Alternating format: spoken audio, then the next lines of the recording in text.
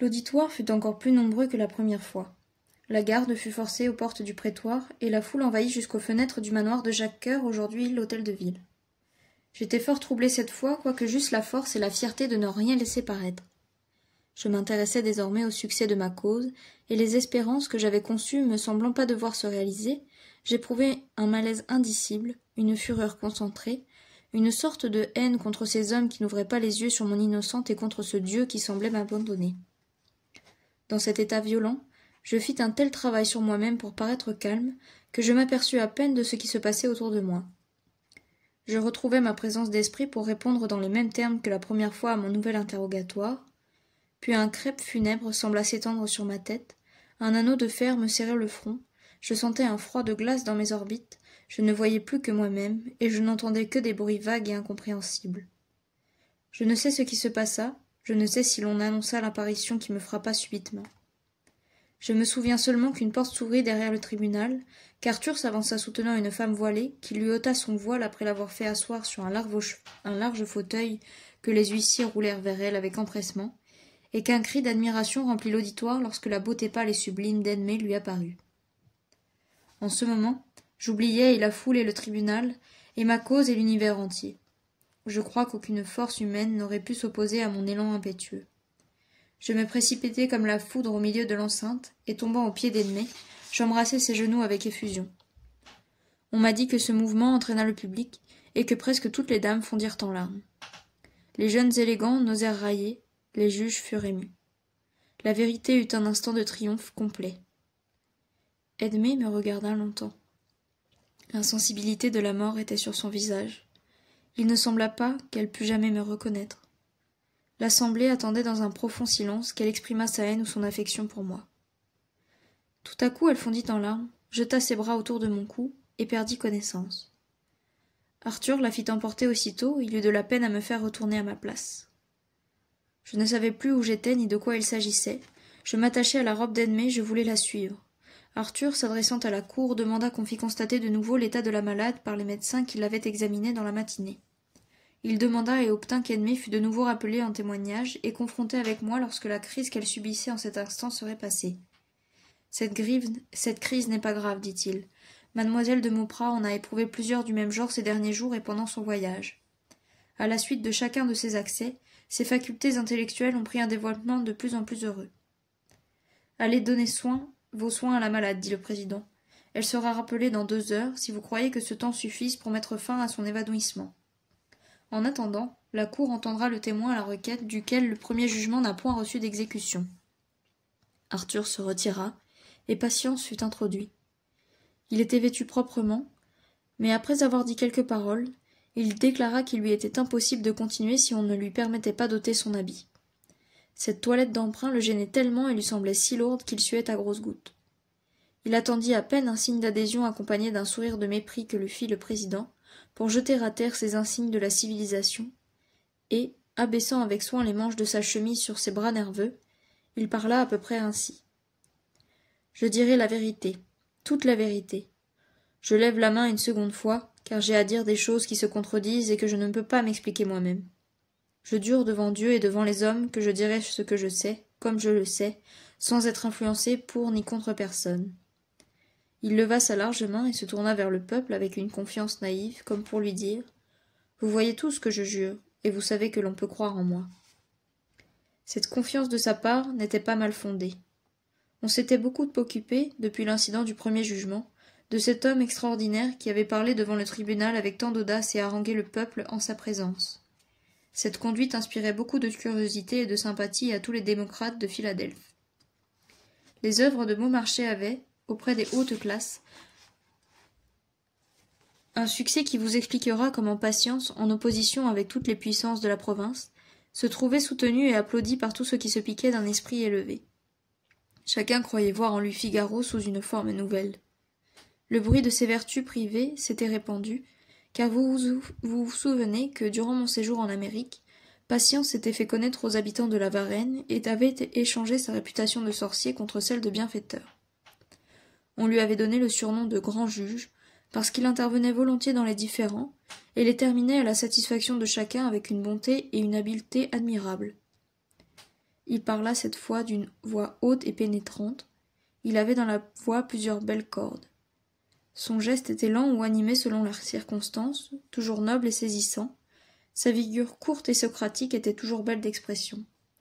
Il avait toutes les qualités de l'orateur, mais il ne mettait à les produire aucune vanité. Il parla d'une manière claire et concise qu'il avait acquise nécessairement dans son commerce récent avec les hommes et dans la discussion de leurs intérêts positifs.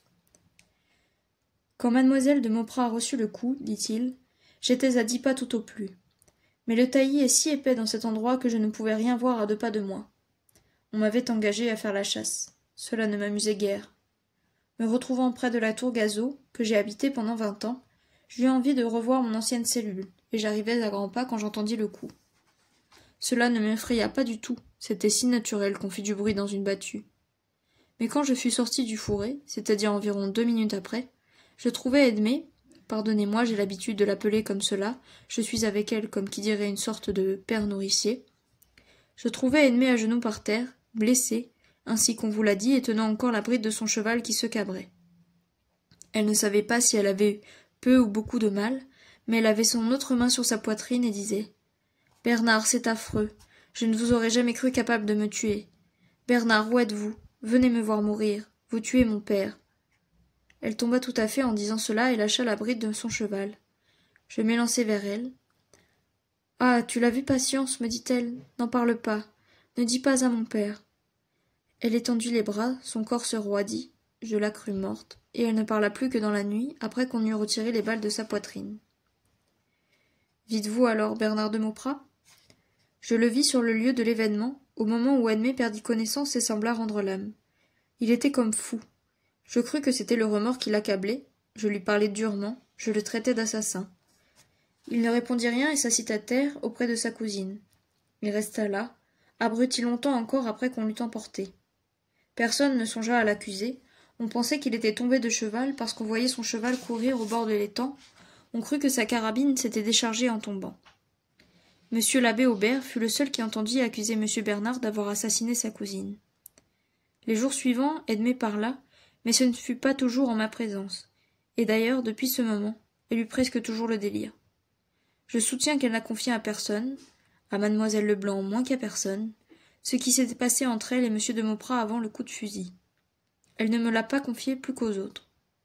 Dans les moments bien rares où elle avait sa tête, elle répondait à nos questions que certainement Bernard ne l'avait pas fait exprès, et plusieurs fois même, durant les 3 premiers jours, elle demanda à le voir. Mais quand elle avait la fièvre, elle criait « Bernard, Bernard, vous avez commis un grand crime, vous avez tué mon père. » C'était là son idée, elle croyait réellement que son père était mort, et elle l'a cru longtemps. Elle a donc dit très peu de choses qui aient de la valeur. Tout ce que mademoiselle Leblanc lui a fait dire est faux. Au bout de 3 jours, elle a cessé de dire des paroles intelligibles, et au bout de 8 jours, sa maladie a tourné à un silence complet. Elle a chassé mademoiselle Leblanc depuis 7 jours qu'elle a retrouvé sa raison, ce qui prouverait bien quelque chose contre cette fille de chambre. Voilà ce que j'ai à dire contre monsieur de Mauprat. Il ne tenait qu'à moi de le taire, mais, ayant autre chose à dire encore, j'ai voulu révéler toute la vérité. Patience fit une pause. L'auditoire et la cour elle-même, qui commençaient à s'intéresser à moi et à perdre l'âcreté de ses préventions, restèrent comme atterrés d'une déposition si différente de celle qu'on attendait. Patience reprit la parole. Je suis resté convaincu pendant plusieurs semaines, dit-il, du crime de Bernard. Et puis j'ai beaucoup réfléchi à cela.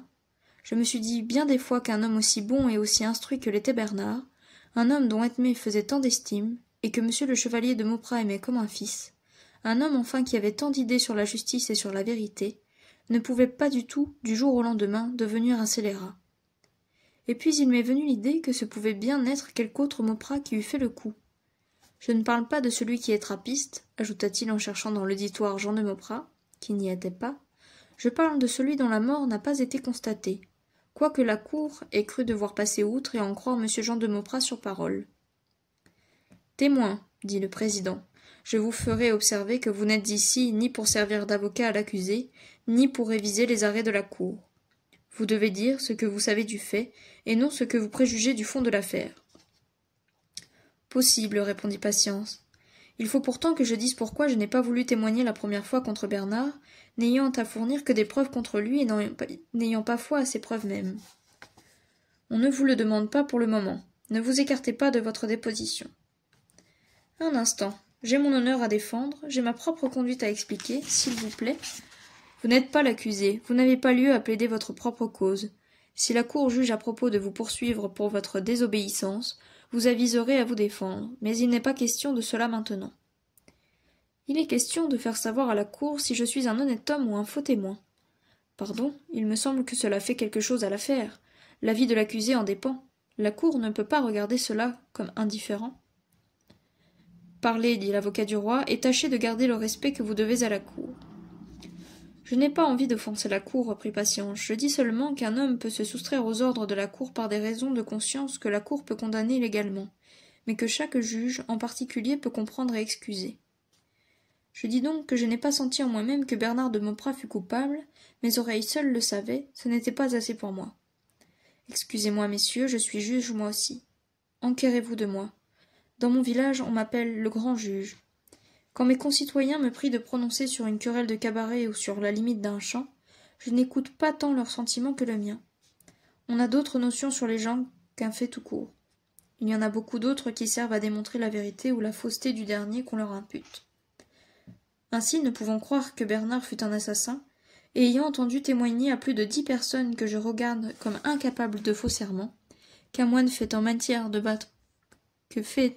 Mauprat avait couru le pays, ayant moi-même vu le dos et le froc de ce moine passer à Pouligny le matin de l'événement, j'ai voulu savoir s'il était dans la Varenne, et j'ai su qu'il y était encore, c'est-à-dire qu'après l'avoir quitté, il y était revenu aux environs du jugement du mois dernier, et qui plus est qu'il avait acquaintance avec M. Jean de Mauprat. Quel est donc ce moine, me disais-je? Pourquoi sa figure fait-elle peur à tous les habitants du pays? Qu'est-ce qu'il fait dans la Varenne? S'il est du couvent des Carmes, pourquoi n'emporte-t-il pas l'habit? S'il est de l'ordre de M. Jean, pourquoi n'est-il pas logé avec lui au Carme? S'il est quêteur, pourquoi, après avoir fait sa quête, ne va-t-il pas plus loin, plutôt que de revenir importuner les gens qui lui ont donné la veille? S'il est trappiste, et qu'il ne veuille pas rester au Carme comme l'autre, pourquoi ne retourne-t-il pas dans son propre couvent? Qu'est-ce que donc que ce moine vagabond? Et pourquoi M. Jean de Mauprat, qui a dit à plusieurs personnes ne pas le connaître, le connaît-il si bien qu'il déjeune de temps en temps ensemble dans un cabaret à Crevant? J'ai donc voulu alors que ma déposition fût faite, même dût-elle nuire en partie à Bernard, afin d'avoir le droit de dire ce que je vous dis là, même quand cela ne servirait à rien. Mais comme, vous autres, vous ne donnez jamais le temps aux témoins de chercher à s'éclairer sur ce qu'ils ont à croire, je suis reparti tout de suite pour mes bois, où je vise à la manière de renard, me promettant de n'en pas sortir tant que je n'aurais pas découvert ce que ce moine fait dans le pays. Je me suis donc mis sur sa piste, et j'ai découvert ce qu'il est. Il est l'assassin d'Edmé de Mauprat, il s'appelle Antoine de Mauprat. Cette révélation causa un grand mouvement dans la cour et dans l'auditoire. Tous les regards cherchèrent Jean de Mauprat, dont la figure ne parut point. « Quelles sont vos preuves » dit le président. « Je vais vous les dire, répondit Patience. Sachez par la cabaretière de Crevant, à qui j'ai eu l'occasion de rendre service, que les 2 trappistes déjeunaient chez elle de temps en temps, comme je vous l'ai dit. J'ai été me loger à une demi-lieue de là dans un ermitage qu'on appelle la Tour aux Fades, le Trou aux Fades, et qui est au milieu des bois, abandonné au premier venu, logis et mobilier. C'est une caverne dans le rocher, avec une grosse pierre pour s'asseoir, et rien avec. Je vécus là 2 jours de racines et d'un morceau de pain qu'on m'apportait de temps en temps du cabaret. Il n'est pas dans mes principes de demeurer dans un cabaret. Le 3e jour, le petit garçon de la cabaretière vint m'avertir que les 2 moines allaient se mettre à table. J'y courus, et je me cachai dans un cellier qui touche au jardin. La porte de ce cellier est ombragée d'un pommier, sous lequel ces messieurs déjeunaient en plein air. Monsieur Jean était sobre, l'autre mangeait comme un carme et buvait comme un cordelier. J'entendis et je vis tout à mon aise. Il est temps que cela finisse, disait Antoine, que je reconnus fort bien en le voyant boire et en l'entendant jurer. Je suis là du métier que vous me faites faire. Donnez-moi asile chez les Carmes où je fais du bruit. Et quel bruit pouvez-vous faire qui ne vous conduise à la roue, lourde bête, lui répondit monsieur Jean. Soyez sûr que vous ne mettrez pas le pied au Carme. Je ne me soucie pas de me voir inculpé dans un procès criminel, car on vous découvrirait là au bout de 3 heures. Pourquoi donc, s'il vous plaît? Vous leur faites bien croire que vous êtes un saint. Je suis capable de me conduire comme un saint, et vous vous conduisez comme un imbécile. Est-ce que vous pouvez vous tenir 1 heure de jurer et de casser les pots après dîner? Dites donc, Népomucène, est-ce que vous espéreriez sortir de là bien net si j'avais une affaire criminelle? Reprit l'autre. Qui sait, répondit le trappiste. Je n'ai point pris part à votre folie ni conseillé rien de ce genre. Ah ah, le bon apôtre, s'écria Antoine en se renversant de rire sur sa chaise. Vous en êtes bien content à présent que cela est fait. Vous avez toujours été lâche, et sans moi vous n'auriez imaginé rien de mieux que d'aller vous faire trappiste pour singer la dévotion et venir ensuite vous faire absoudre du passé, afin d'avoir le droit de tirer un peu d'argent au casse-tête de Sainte-Sévère. Belle ambition, ma foi, que de crever sous un froc après s'être gêné toute sa vie, et n'avoir pris que la moitié de tous les plaisirs, encore en se cachant comme une taupe. Allez, allez, quand on aura pendu le gentil Bernard, que la belle Edmonde sera morte, et que le vieux casse-cou aura rendu ses grands os à la terre, quand nous hériterons de cette jolie fortune-là, vous trouverez que c'est là un joli coup de Jarnac, se défaire de 3 à la fois. Il m'en coûtera bien un peu de faire le dévot, moi qui n'ai pas les habitudes du couvent et qui ne sais pas porter l'habit. Aussi je jetterai le froc aux orties, et je me contenterai de bâtir une chapelle à la Roche-Mauprat et d'y communier 4 fois l'an. Tout ce que vous avez fait là est une sottise et une infamie. Ouais, ne parlez pas d'infamie, mon doux frère, ou je vais vous faire avaler cette bouteille toute cachetée.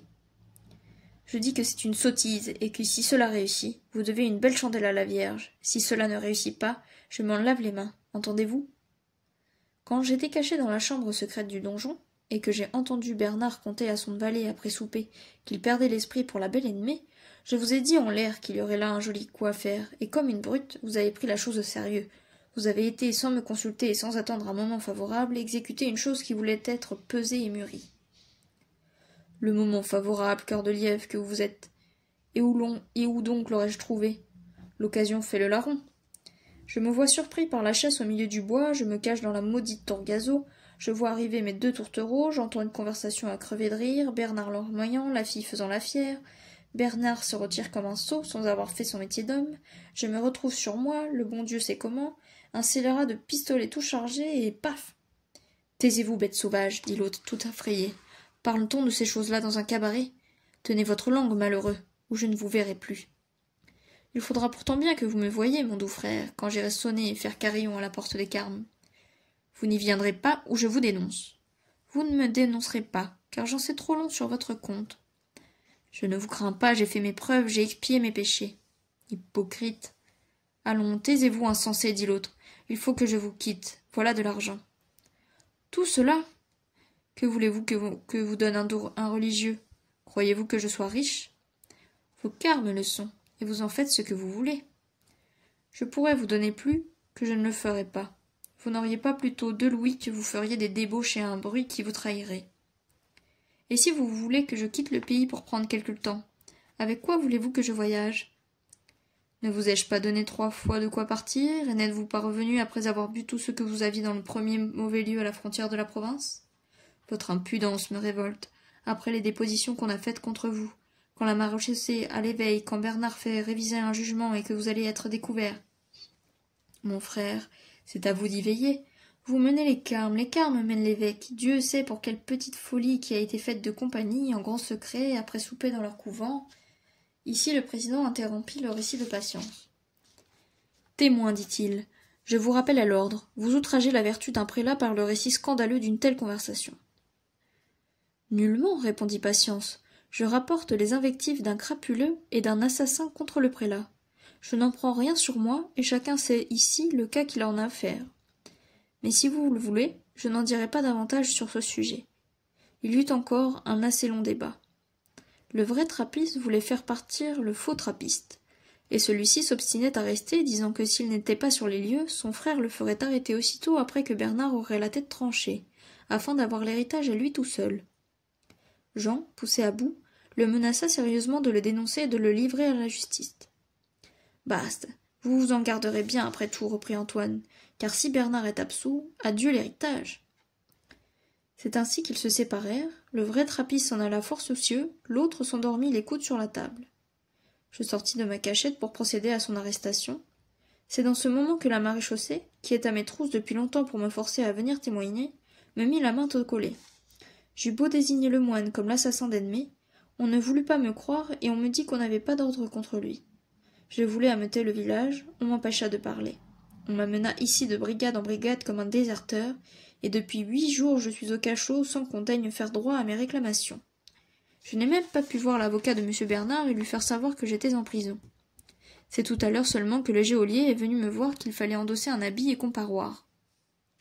Je ne sais pas si tout cela est dans les formes de la justice, mais ce qu'il y a de certain, c'est que l'assassin aurait pu être arrêté et qu'il ne l'est pas, et qu'il ne le sera pas si vous ne vous assurez de la personne de M. Jean de Mauprat pour l'empêcher d'avertir, je ne dis pas son complice, mais son protégé. Je fais serment que, dans tout ce que j'ai entendu, M. Jean de Mauprat est à l'abri de tout soupçon de complicité.